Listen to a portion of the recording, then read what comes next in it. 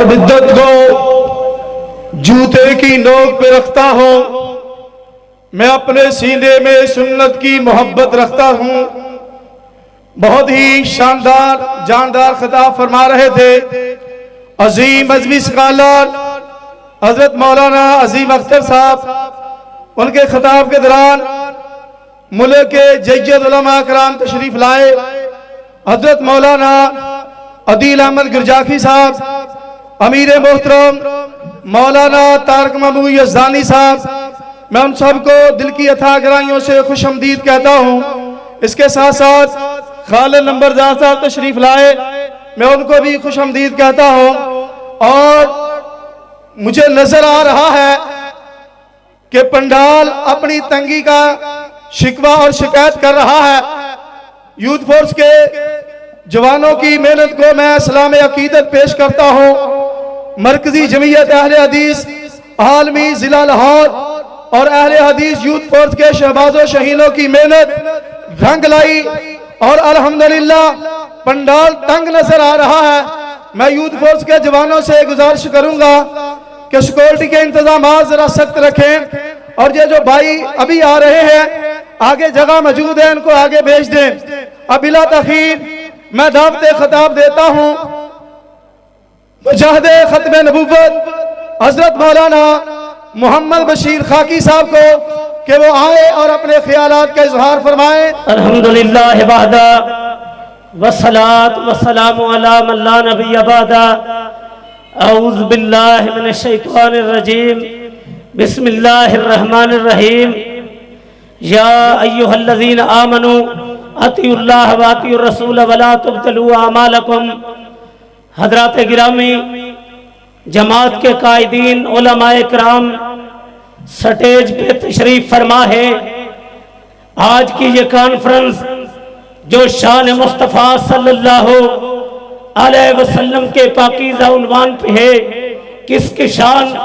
جو آقا زمین کی پشت پہ چلا کرتے تھے، بادلوں کے ٹکڑے سایہ کیا کرتے تھے، انگلی اٹھائی تھی رب نے چاند ٹکڑے کر دیا تھا، چہرہ اٹھا کے دعا کی تھی رب نے قبلہ بدل دیا تھا، درخت کو اشارہ کیا تھا اپنی جگہ سے اکھڑ کے آ گیا تھا، پیالے پہ انگلیاں رکھی تھی رب نے پانی جاری کر دیا تھا، ام معبد کی بکری پہ ہاتھ پھیرے تھے تھن دودھ سے بھر دیے تھے، جابر رضی اللہ تعالیٰ کی ہانڈی میں لعاب ڈالا تھا، کھانے میں برکت ڈال دی تھی۔ کائنات میں کروڑوں انسان ہیں، ہر انسان کو پسینہ آتا ہے، بدبو آتی ہے، سید القرنین کے پسینے سے خوشبو آیا کرتی تھی۔ ارے جن کے در اقدس پہ جبرائیل امین براق لے کے آئے تھے، جنہیں مسجد اقصی میں نبیوں کا امام بنایا گیا، سدرۃ المنتہا کی بلندیوں پہ پہنچایا گیا، جن کی ذات بھی اعلیٰ ہے، جن کی بات بھی کائنات کی اعلیٰ ہے، خالق اور اس کے معبود دونوں کی ذات ایک نہیں، ایک خالق ہے دوسرا مخلوق ہے، ایک ساجد ہے دوسرا مسجود ہے، ایک عابد ہے دوسرا معبود ہے، لیکن دونوں کی بات ایک ہے۔ وما ينطق عن الهوى ان هو الا وحی یوحی۔ سید القرآن لبوں کو حرکت دیتے ہیں عرش والے کی وحی سے۔ ومن یطع الرسول فقد اطاع اللہ، جس نے رسول کی اطاعت کی اس نے اللہ کی اطاعت کی۔ فلا وربک لا یؤمنون حتی یحکموک فیما شجر بینہم۔ معبود جو تیری ذات کو چیف جسٹس نہیں مانتا، میں عرش پہ اسے ایمان والا نہیں مانتا۔ یا ایہا الذین آمنوا اطیعوا اللہ واطیعوا الرسول۔ اے ایمان والو، اللہ کی اطاعت کرو، اس کے رسول کی اطاعت کرو۔ فَإِن تَنَازَعْتُمْ فِي شَيْءٍ فَرُدُّوهُ إِلَى اللَّهِ وَالرَّسُولِ۔ کسی مسئلے میں اختلاف ہو جائے اللہ کی طرف آ جاؤ، مراد کیا ہے؟ قرآن کی طرف جاؤ، والرسول حدیث پاک کی طرف آ جاؤ اور پورے قرآن کو پڑھ لو۔ قرآن مجید میں اتباع کا حکم ہے، اطاعت کا حکم ہے، حدیث پاک میں اتباع کا حکم ہے، اطاعت کا حکم ہے۔ آج میں دنیا کے مقلدین کو چیلنج کرتا ہوں، جاؤ قرآن کے 30 پاروں میں کسی امام کی تقلید کا مسئلہ اسلام میں تقلید نہیں ہے، اسلام میں تباہ ہے، اسلام میں اطاعت ہے۔ جاؤ کسی امام سے ثابت کر دو اس نے کہا میری تقلید کرو، اور میں اگلی بات کرنے لگا ہوں فَإِنْ آمَنُوا بِمِثْلِ مَا آمَنْتُمْ بِهِ فَقَدِ اهْتَدَوْا۔ عرش والا کہتا ہے اگر صحابہ کی طرح ایمان لاؤ گے ہدایت پا جاؤ گے۔ سید القرآن صلی اللہ علیہ وسلم نے فرمایا بنی اسرائیل کے 72 فرقے تھے، میری امت کے 73 ہوں گے، ان میں سے ایک نجات پائے گا، ما انا علیہ و اصحابی، جو میرے اور صحابہ کے راستے پہ ہوگا۔ کیا دنیا کا کوئی انسان بتا سکتا ہے کہ صحابہ کرام کے دور میں تقلید شخصی تھی؟ اللہ کی قسم اس تقلید کے امت کو برباد کر دیا، اس تقلید کی وجہ سے قرآن کو پسے پوچھ ڈالا گیا۔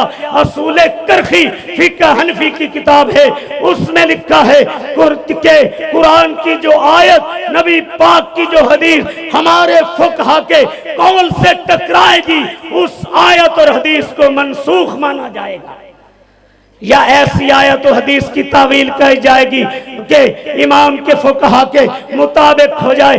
اللہ کی قسم اس تقلید کی وجہ سے نبی پاک کی احادیث کا انکار کیا گیا، اور کس انداز سے انکار کیا گیا؟ کیا روئے زمین کا کوئی انسان بتا سکتا ہے کہ صحابہ کرام میں کوئی حنفی تھا، کوئی شافی تھا، کوئی مالکی تھا، کوئی حنبلی تھا، اہل حدیث تھے یا نہیں؟ اللہ کی قسم جب سے آقا اس وقت سے حدیث، جب سے حدیث اس وقت سے اہل حدیث۔ اور پھر اگلی بات میں کرنے لگا ہوں، امام محمد جو ابو حنیفہ کے شاگرد ہیں وہ کیا کہتے ہیں؟ وہ کیا کہتے ہیں؟ مدینہ کے اندر اہل حدیث کے بڑے عالم امام زوری تھے، امام زوری 50 ہجری میں پیدا ہوئے، ابو حنیفہ 80 ہجری میں پیدا ہوئے۔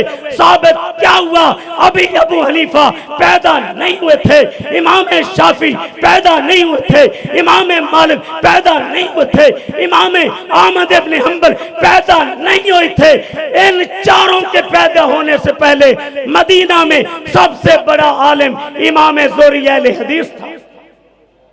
اور سنو تقلید نے امت کو کیسے برباد کر کے رکھ دیا۔ تقریر ترمذی محمود الحسن کی شیخ الہند ہیں، اور وہ بے خیار کا مسئلہ لے کے آئے۔ ایک شخص کوئی چیز بیچتا ہے، دوسرا خریدتا ہے، جب تک مجلس قائم ہے حق ہے کہ خریدنے والا چیز کو واپس کر دے۔ مجلس برخاست ہو گئی، پھر واپس نہیں کر سکتا۔ اور امام ابو حنیفہ کہتے ہیں جب سودا طے ہو گیا اس کے بعد اختیار ختم ہے۔ اور کیا حنفی نے لکھا، او سنو کس قدر سنت کا انکار کیا۔ الحق والانصاف ان الترجیہ للشافعی فی حاصل مسئلت نان مقلدین یجب علینا تقلید امامنا۔ کیا حنفی لکھتا ہے؟ الحق والانصاف، حق بھی یہ ہے انصاف بھی یہ ہے۔ اس مسئلے میں امام شافعی حق پہ ہیں، لیکن ہم امام ابو حنیفہ کی بات مانیں گے۔ یجب علینا تقلید امامنا، ہمارے اوپر ہمارے امام کی تقلید واجب ہے۔ آؤ میں جو اگلی بات کرنے لگا ہوں، ادریس کاندلوی کا رسالہ اجتہاد و تقلید ہے، صفحہ 84 ہے۔ ادریس کاندلوی حنفی عالم کہتا ہے رسالہ اجتہاد و تقلید کے اندر کہ تمام صحابہ اہل حدیث تھے۔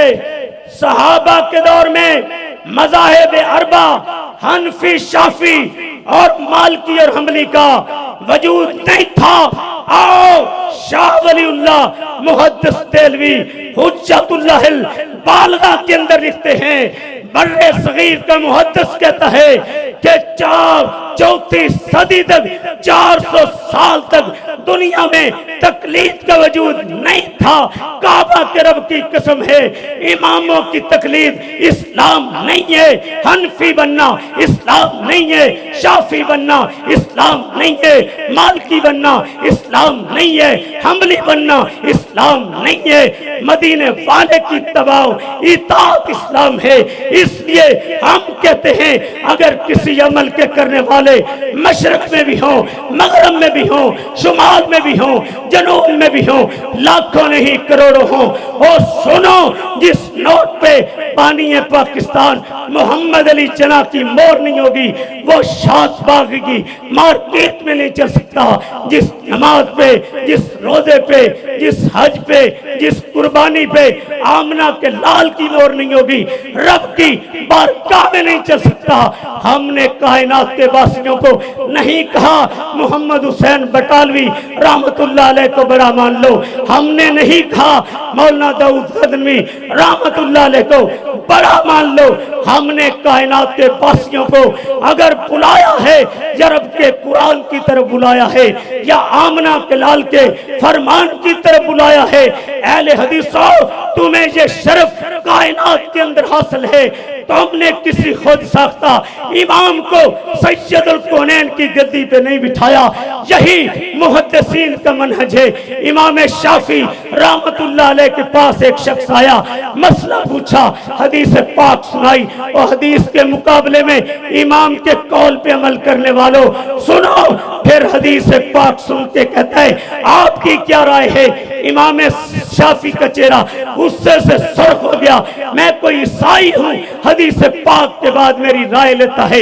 امام مالک رحمت اللہ علیہ سرکار دو عالم کی قبر کے پاس کھڑے ہو گئے، دنیا والوں سنو، ہر شخص کی بات کو لیا جا سکتا ہے، چھوڑا جا سکتا ہے، اس قبر والے کی کوئی بات غلط نہیں ہو سکتی۔ آج اہل حدیث کو یہ شرف ہے، ہمارے امام محمد رسول اللہ صلی اللہ علیہ وسلم ہے، اہل حدیث کو یہ شرف ہے، ہم نے دنیا والوں کو اجمیر کا راستہ نہیں دکھایا، ہم نے دنیا والوں کو کوفے کا راستہ نہیں دکھایا، ہم نے دنیا والوں کو بغداد کا راستہ نہیں دکھایا، ہم نے دنیا والوں کو امام بری کا راستہ نہیں دکھایا، ہم نے دنیا والوں کو پاک پتن کا راستہ نہیں دکھایا، ہم نے دنیا والوں کو کوفے کا راستہ نہیں دکھایا، ہم نے بلایا ہے فَإِن تَنَازَعْتُمْ فِي شَيْءٍ فَرُدُّوهُ إِلَى اللَّهِ وَالرَّسُولِ، یا رب کے قرآن کی طرف یا مدینے والے کے فرمان کی طرف اہل حدیث کو یہ شرف حاصل ہے، نہ ہماری نماز کوفے کی نہ ہمارا امام کوفے کا۔ آؤ اس کو بڑا مان لے جس کے بارے میں عرش والا کہتا ہے وَرَفَعْنَا لَكَ ذِكْرَكَ، جس کی عمر کی قسم اٹھائی لَأَمْرُكَ، جو عالمگیر نبوت لے کے آئے، انی رسول اللہ الیکم جمیعا، جو خاتم النبیین بن کے آئے، ارے جنہیں مسجد اقصی میں نبیوں کا امام بنایا گیا، جنہیں سدرۃ المنتہا کی بلندیوں پہ پہنچایا گیا، جن کے بارے میں عرش والا کہتا ہے قل ان کنتم تحبون اللہ فاتبعونی یحببکم اللہ۔ سنو، اسلام کسی امام کی تقلید کا نام نہیں، رائے کا نام نہیں، قیاس کا نام نہیں، اسلام نام ہے رب کے قرآن کا، آمنہ کے لال کے فرمان کا۔ مجھے بتاؤ کیا کتاب و سنت کی بالادستی کے لیے، نظام مصطفیٰ کے لیے تن من دھن سب کو لٹانے کے لیے تیار ہو؟ تیار ہو؟ علامہ شہید فرمایا کرتے تھے ناموس رسالت کے لیے ٹینکوں کے آگے لیٹنے کے لیے تیار ہو، ختم نبوت کے لیے کٹنے کے لیے تیار ہو۔ یزدانی شہید فرمایا کرتے تھے میں تن وار دیواں، میں من وار دیواں، مدینے دے چنتوں میں چن وار دیواں، میں اولاد بھیڑا بھائی وار دیواں، سنے بیویاں باپ مائی وار دیواں، میں سردار جگ تو میں جگ وار دیواں، اودی جتی تو میں پگ وار دیواں، جو انگلی سید الکونین کے خلاف ٹھگی توڑ دی جائے گی، جو آنکھ اٹھے گی پھوڑ دی جائے گی، جو قدم اٹھیں گے مروڑ دیے جائیں گے۔ اللہ کی قسم ناموس رسالت کے لیے، ختم نبوت کے لیے، عظمت صحابہ کے لیے، نظام مصطفیٰ کے لیے کیا سب کو لٹانے کے لیے تیار ہو؟ پھر میرے نعرے کا جواب دو، نعرہ تکبیر! نعرہ تکبیر، شان رسالت، شان صحابہ، مسلک اہل حدیث، شہداء اہل حدیث، علماء اہل حدیث زندہ ہے زمانے میں، فدایان محمد تابندہ رہے گا ہوئی گلستان محمد، ہو لاکھ خزاں لالا گل کھلتا رہے گا، اس گل کو شہیدوں کا لہو ملتا رہے گا۔ ہر ابتدا سے پہلے، ہر انتہا کے بعد ذات نبی بلند ہے، ذات الہ کے بعد دنیا میں احترام کے لائق ہیں جتنے لوگ، میں سب کو مانتا ہوں، مگر مصطفیٰ کے بعد سبحان ربی کا رب العزت عما یصفون، السلام علی المرسلین والحمد للہ۔